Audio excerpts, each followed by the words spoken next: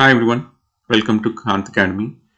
Today we'll be discussing how to fine-tune pre-trained NLP models using Hugging Face. And before we get into the nitty-gritty details, let's first talk about pre-trained models and what they are and why pre-trained models are used. Um, if you're new to the this field and you've never heard of pre-trained models, so I just want to give you an overview. When it comes to the NLP based models, usually we deal with like a huge amount of text data and or like a large corpus of documents. And you might have seen, whether it is like things like Chat GPT that have become a lot of famous nowadays, and Chat GPT, for example, uses millions of documents that are on various topics that are fed to it, and then model has been trained on that for it to learn. And so essentially what happens is that when we take uh, when you train a model on a huge corpus of data, um, for a particular task, like for example text classification or sentiment analysis or question answering, all those different types of tasks, or maybe it could also be something like on financial data as well. And recently I think Bloomberg also came out with like Bloomberg GPT, which was like mostly focused on financial data. And um, and they are dealing with like billions of parameters that they are using to build these models. And these models are not so easy to train, obviously, and they take a lot of resources to train. They require lots of machines, GPUs, lots of space to save all the data, and it's a costly affair to do. But once you train a model on you know on on like millions of documents, like financial related, and then you build a model, what happens then is that that particular model then becomes like a pre-trained model on that particular specific task. And then if you have some financial data, or if you have some question answer data, or you have some text data where you want to maybe you have some customer reviews where you want to understand what is the sentiment of those reviews, whether they're positive or negative sentiment. Then you can use this powerful pre-trained model, which cost a lot, and it was very time consuming process to build this very powerful model. And you can simply use that pre-trained model, or if you want to make it even better on your data, you can go ahead and fine tune it as well. So there will be some parameters that you can tweak. You can adjust the learning rate and other things to make it more suitable uh, to your particular task. And so that's the whole point of fine tuning pre-trained NLP models. So today what we are going to do is we're going to pick a data set, and we're going to take a look at three pre-trained models that exist on Hugging Face, and we'll see how we can fine tune this particular data set on those pre-trained models, and then we will look at the results. And in terms of the code and everything will be shared, so you don't have to worry about all the code in this video. So first thing is the data. So the data that we are going to use is called SST, and let me just open this link here. And so you can see this is essentially a data set coming from this is, I think, like the Stanford. So I wrote the reference here, like the Stanford Sentiment Tree Bank, and it's essentially like movie reviews, and then the human sentiment uh, is the label, So whether it is like a negative or positive sentiment. And so we can see here a couple of sentences and reviews, and then what was the different labels.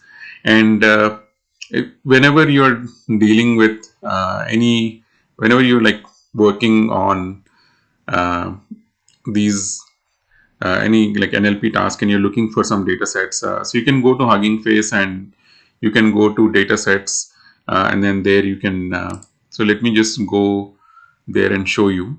So once you are here in the Hugging Face data sets, on the left side you will see the different types of tasks that you are dealing with. So if you're dealing with like something like text classification, then you can see there are 1,000 data sets available for you. Or if you're dealing with something like zero shot classification, you can see there's like 86 data sets available, and so on. So this particular one, which is the glue, um, and so glue is basically like this general language understanding evaluation benchmark. And so this is a organization that like collects and trains and evaluates different types of data sets that are related to natural language understanding.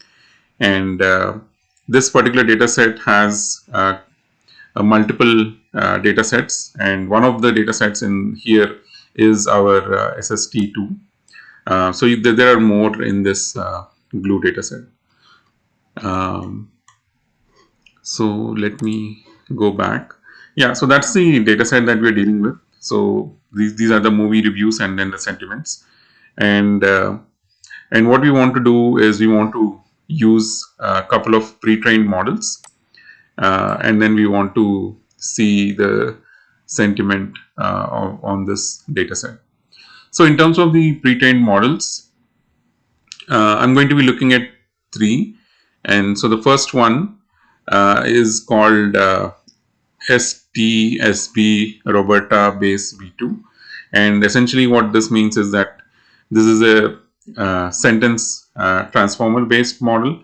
And the STSB basically is the name of one of the data sets. And this model basically has sentences and paragraphs, and it basically maps these sentences and paragraphs to a 768 dimensional vector space. And the main goal of this particular pre-trained model, it was trained for tasks like clustering or semantic search.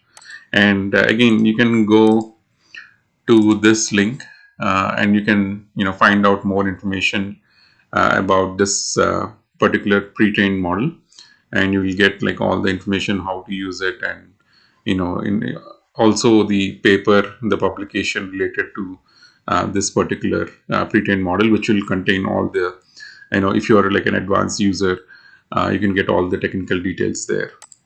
And also one of the advantages of Hugging Face is that whenever you're looking at any of the pre-trained models, on the right side here you can see there are a couple of examples that you can populate, and you can actually so compute this model on demand here, and see how this model is. And you can see here, so basically this model takes a source sentence and then it compares with different sentences, and it spits out essentially like a similarity score. And so this one, you can see this is the source sentence is that is a happy person, and that is a very happy person is the one that has the highest similarity. So let's add one more sentence here and see what it will say. So for example, if I say I don't like waking up in the morning, right? And let's see. So this should be having least similarity with the source sentence. So let's see how it will perform. Yeah, so we can see here So how to use the Hugging Face transformers. We can also see the evaluation results and the sentence embedded benchmark results here. Okay, so this is done here. So you can see here, so I don't like waking up in the morning has the least similarity. Okay, so let's move on to the next one. So this one is FinBERT. This is mostly to analyze sentiment of financial text. And let me also open this one. And so you can see here, so this one is like slightly different from the first one. In the first one, we were looking at sentence similarity, whereas here we are looking at the sentiment of a given sentence. So whether it is a positive, negative, or neutral, and this was mostly done using financial data, and so you can expect, like, if you're putting something related to financial text, I think this will do a pretty good job. But if you write something like, again, our favorite sentence, I don't like waking up in the morning, so that should give us a negative sentiment, hopefully. And so while that is calculating, on the left side you can see there is the FinBERT financial statement. So you can also see the paper here, and they also have a blog post on Medium. And so here you can go to the PDF and you can actually get to the paper, and you can get all the technical details. And yeah, so you can see here it's mostly negative. There's also neutral, and then obviously positive is like very low. But not, I expected this to be like a lot higher, but it is just only 0.618. So let's go to the third one. The third one, so this is again Twitter Roberta based sentiment. So essentially they looked at 58 million tweets, and then they fine-tuned them for sentiment analysis using tweet eval benchmark.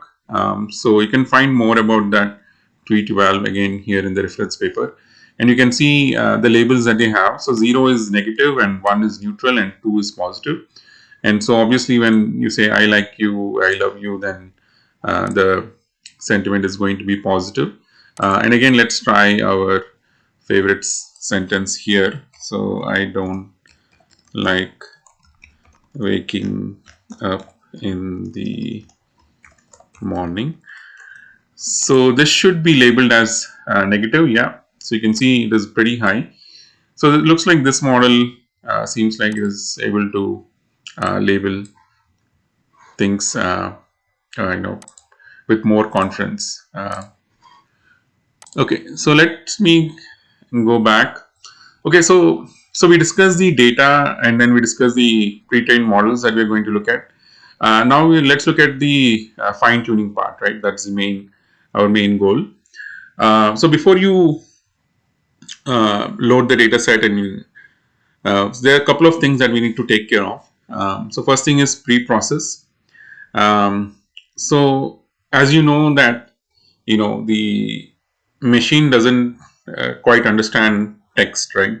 So you need to convert this text into numbers, and so that's what we're going to do. We're going to convert all the text, and we're going to basically create tokens. And so this process is called like tokenizer, tokenize the data. And so in Hugging Face, transformers is the main library from which we are going to import everything. So that's the only thing that you need to install. And we're going to import auto tokenizer. And so here you can see we are applying the auto tokenizer to the pre-trained model, which is this one. I selected the first one. And then you're going to provide the dataset name, and then the field that you're going to use. So here I'm using the sentence. and you're basically going to tokenize this sentence. And then the other thing is, so where in the checkpoint where I was providing the name of the model here, so that's where you can actually go to Hugging Face models. So just like how I showed you the data sets, you can also go to Hugging Face models, and then on the left side you can see the different models here. So if you say text classification, there are a couple of models that are already built here. So this is one that is like by default that is used when you use the text classification in Hugging Face. And then you can see there are a couple of more, and you can see how many people downloaded, how people like them. And if you want to know more details about them, you can click on one of them, and then you can go through the model details.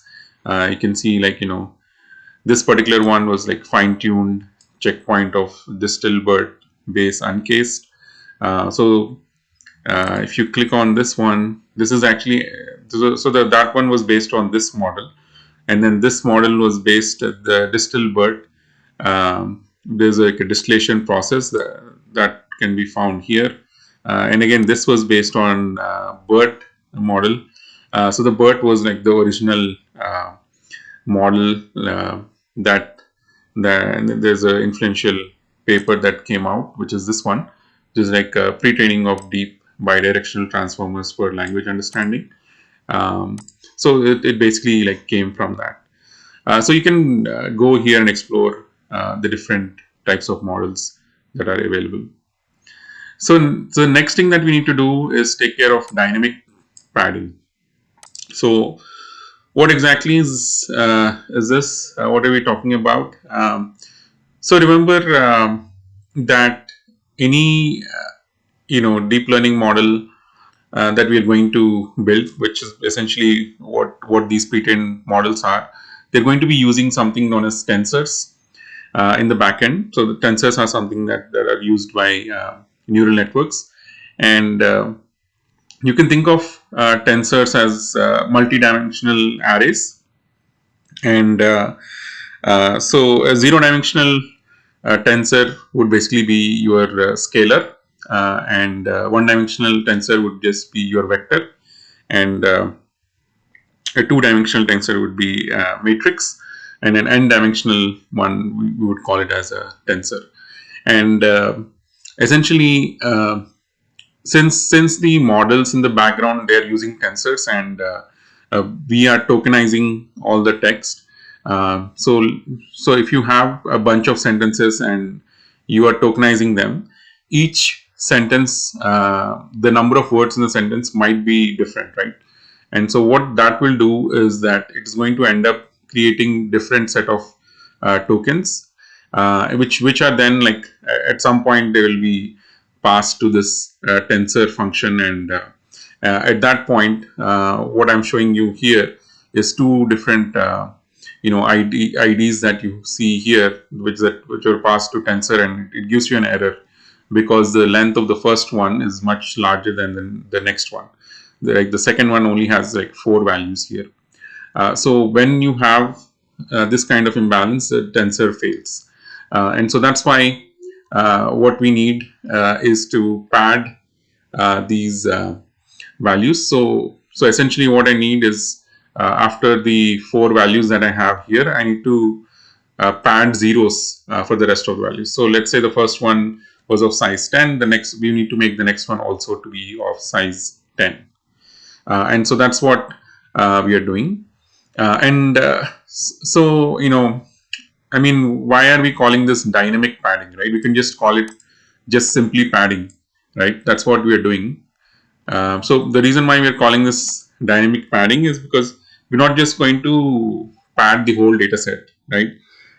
So instead, when the model is being trained, it will be trained in batches, right? So it will be split into parts, and it will be trained in batches. So when it is being split into parts and being trained in batches, so we can just do the padding at that time based on the longest sentence in that particular batch. Hence the name dynamic padding. So the advantage of that is that you're going to save a lot of time, because you're not just using the longest sentence in the whole data set, but just in each batch. So that will save you a ton of time. And then also there is something known as the attention, that attention mask, and that is like assigned to each of these tokens. And when it comes to these padded ones, those ones will be given an attention mask value of 0.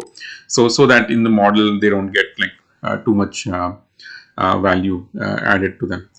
And so this can be done simply, again, from the transformers library, is simply data collator with padding. And then next we have the training arguments.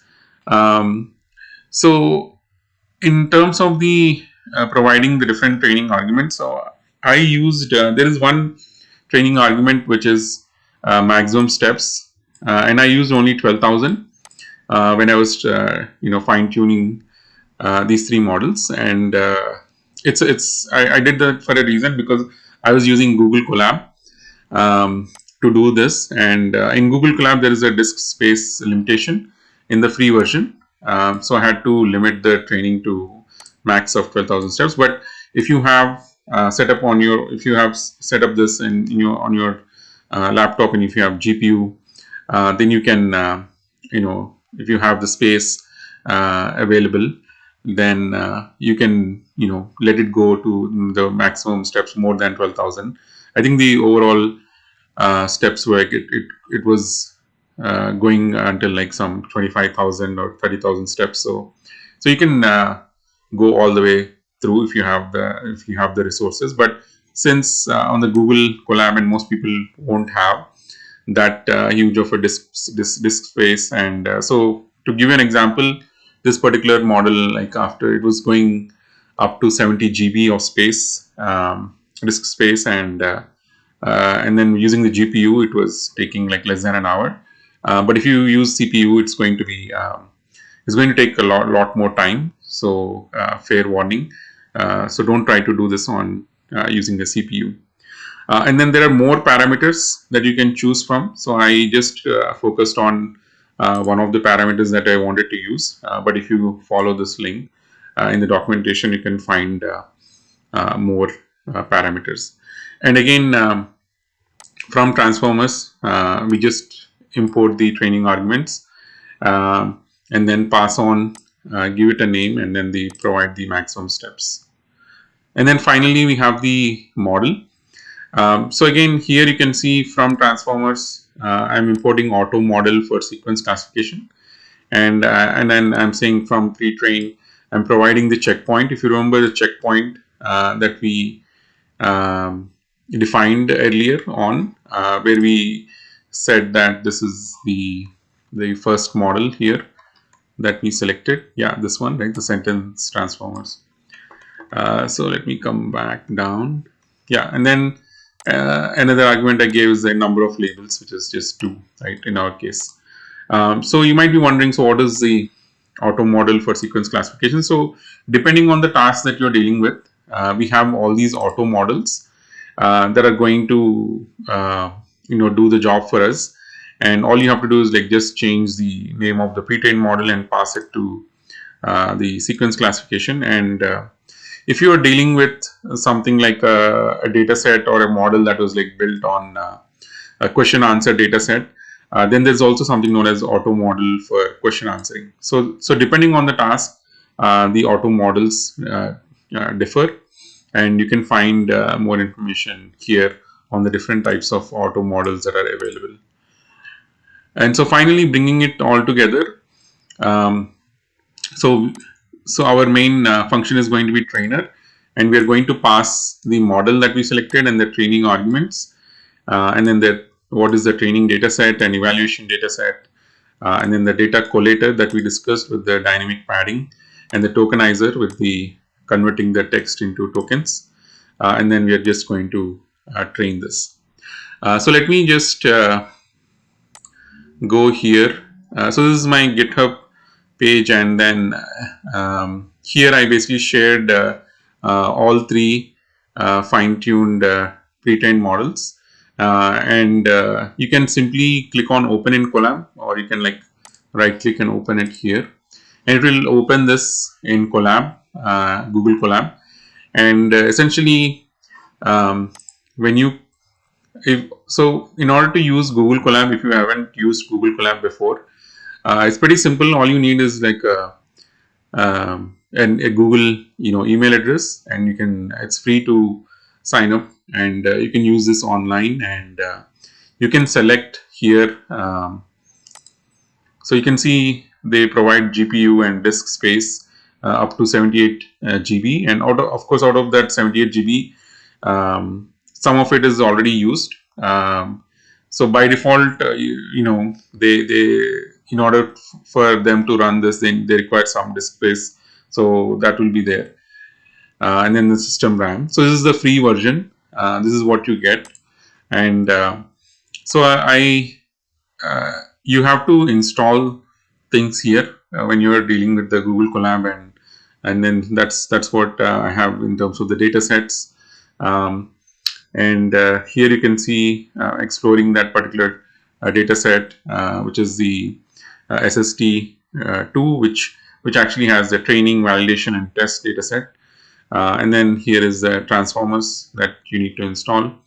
And then here is the checkpoint and auto tokenizer. And so here is the tokenizer on this sentence, and this is what comes out.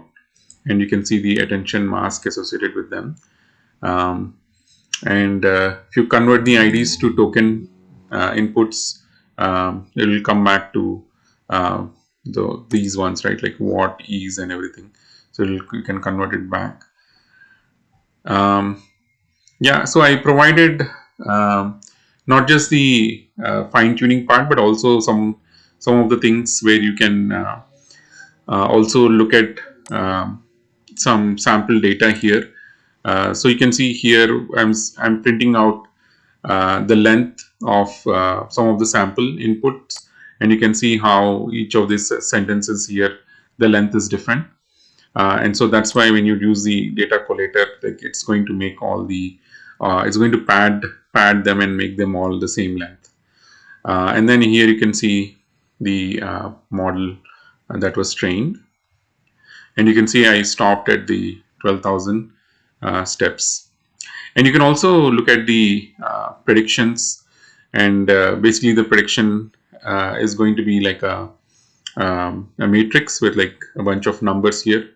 But you can also you can provide a couple of you can look at a couple of the predictions, and you can look at what is the raw data here, and you can see here in the validation data. So it's a charming and often affecting journey, and so that was given a label of 1, so positive sentiment. Unflinchingly bleak and desperate was given 0, so like negative sentiment, and so on. And then we can evaluate everything here, and you can see this model actually had an accuracy of 92.3, and I believe like if the steps were increased, it probably can increase the accuracy of this model. So let me come back, and so yeah, so this is what the results that I have here. Obviously, like don't take these results that too seriously, because we stopped at like the 12,000 steps, and because we didn't train it completely. But based on like what limited training was done, this is, I mean, pretty much everything was doing okay, similar accuracy, except for the BERT. I mean, that is, I think, understandable, because it is a financial, that pre-trained model was done on financial data. Yeah, so like I said, like all the code, everything is here. So I hope you like this video and this particular topic, and please subscribe and like if you enjoyed, or if you gained some knowledge out of this, and if you have any feedback, please share that with me. I'm signing off. Thank you here from Kant Academy.